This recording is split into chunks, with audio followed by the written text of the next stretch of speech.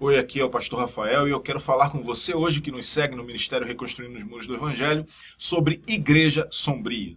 Bom, esse termo já traz em si uma contradição, porque a igreja não pode ser sombria. Afinal de contas, a igreja é a noiva de Cristo. São os que foram chamados para fora do pecado, resgatados do pecado e trazidos para o reino do amor de Deus.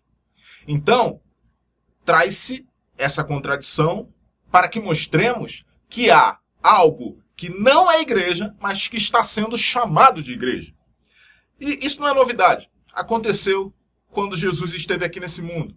Os religiosos da época, os respeitados religiosos judeus da época, equivalentes à igreja de hoje, se fizermos uma analogia, também estavam assim.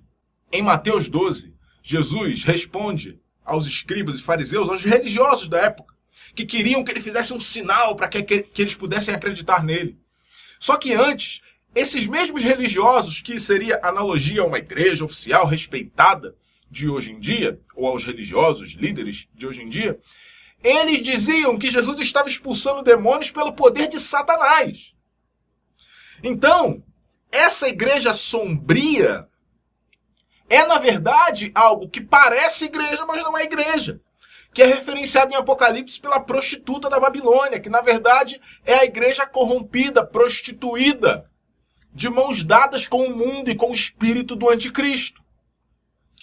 Se nós lermos Mateus 12, lá no versículo de número 38 até o 42, nós veremos isso. E eu não vou ler tudo aqui, mas você pode ler aí na sua casa. Mas eu vou ler o 38 e o 39. Olha só. Então alguns escribas e fariseus replicaram: Mestre, queremos ver da tua parte um sinal, algum sinal. Ele, porém, respondeu: uma geração má e adúltera pede um sinal, mas nenhum sinal lhe será dado, senão do profeta Jonas. Então ele começa a falar do que aconteceu com Jonas no ventre do grande peixe, que seria uma prefiguração do que aconteceria com ele próprio, que morreria, ficaria morto no terceiro dia, ressuscitaria, porque a morte não pode deter o autor da vida. E sequenciando a isso, depois de falar sobre a Rainha do Sul, depois de falar novamente sobre geração, a Rainha do Sul, no verso 42, se levantará no juízo com esta geração e a condenará, porque veio dos confins da terra para ouvir a sabedoria de Salomão, e eis aqui está quem é maior do que Salomão. O 41 de cima também, ninivitas se levantarão no juízo com esta geração e a condenarão, porque se arrependeram com a pregação de Jonas. É claro que Jesus não estava generalizando, porque houve fariseus, escribas, líderes religiosos que creram em Jesus, apesar de serem poucos. No entanto, num modo geral, aquela geração de religiosos estava corrompida. Era uma sinagoga sombria, era um judaísmo sombrio, assim como há uma igreja sombria hoje em dia. Então, depois desse texto, no verso 43, vem os famosos versos em que Jesus fala da estratégia dos demônios, dos espíritos imundos, quando saem do homem. Aqui 43, quando o espírito imundo sai do homem, anda por lugares áridos procurando repouso, porém não encontra. Por isso diz: voltarei para a minha casa de onde saí, e tendo voltado, a encontra vazia, varrida e ornamentada.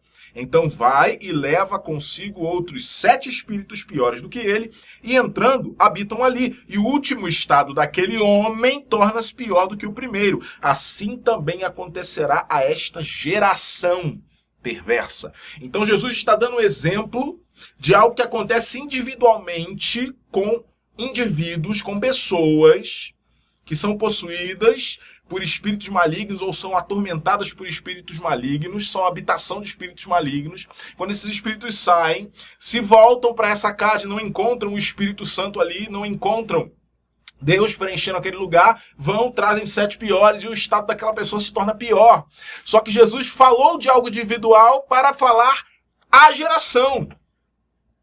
Então, ele comparou o estado desse homem, que se torna pior do que o primeiro, à geração. E essa geração conhecia muita coisa da história. Ela tinha visto os próprios antepassados matarem os profetas.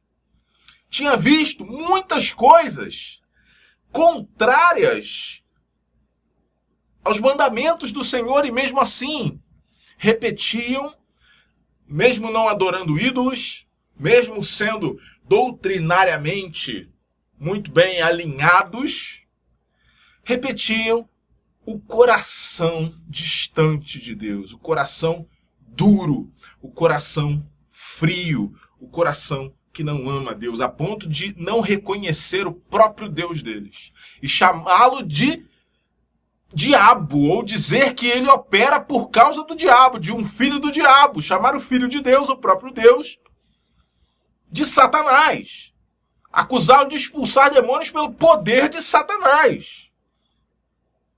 E Satanás não é só um nome pessoal, na verdade ele é o inimigo, o opositor.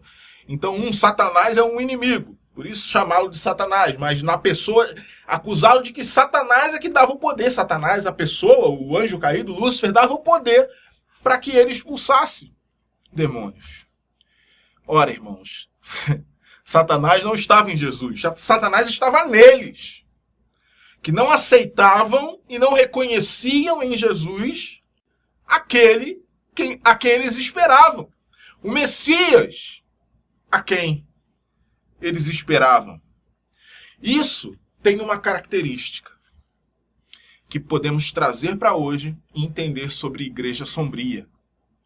São aqueles que conhecem a verdade da palavra de Deus. Preste atenção, conhecem, sabem e erram e ensinam errado.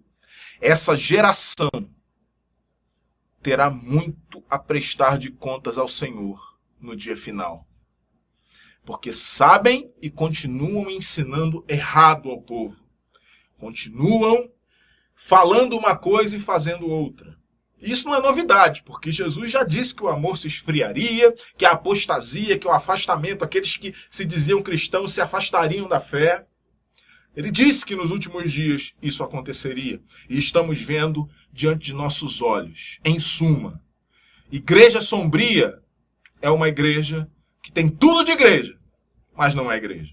Tem jeito de igreja, cara de igreja, regra de igreja, doutrina de igreja, templo de igreja, CNPJ de igreja, púlpito de igreja, coral de igreja, tudo de igreja, mas não é igreja.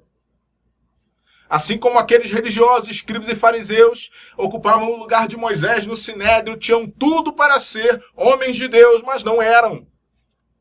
Por quê? Porque não reconheciam em Jesus o enviado de Deus.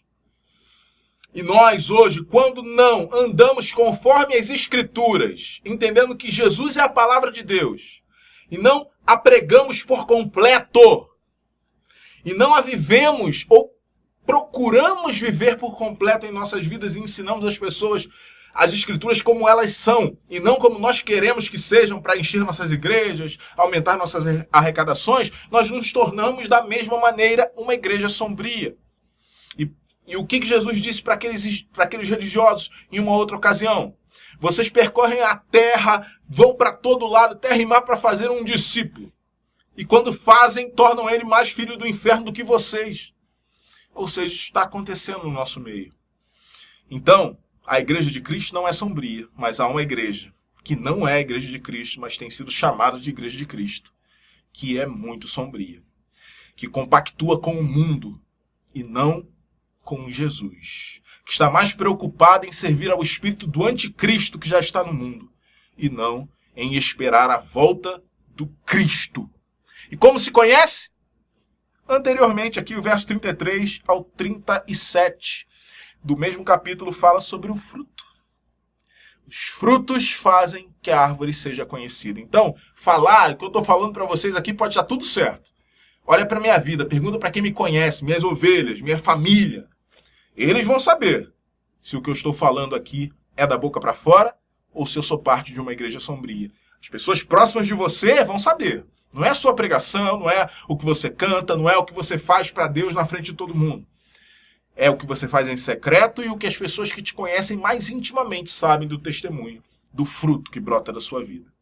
Amém? Então que sejamos a igreja noiva resplandecente de Cristo que espelha a glória dele nesse mundo e não uma igreja sombria. Para isso, que nossos frutos sejam segundo os frutos do Espírito, vindos de um relacionamento com Cristo por meio do Espírito, baseado na raiz da terra fértil das Escrituras. Que seja assim. Se não for assim, seremos engolidos pela apostasia dos últimos dias e nos tornaremos igreja sombria. Amém?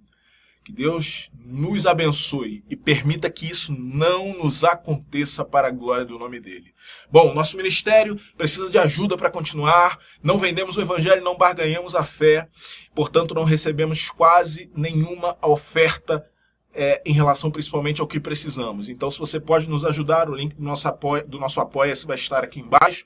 Também vivemos do nosso ministério online, no Ministério Reconstruindo os Muros do Evangelho, da venda dos meus livros, tá? Então, aqui atrás temos os dois.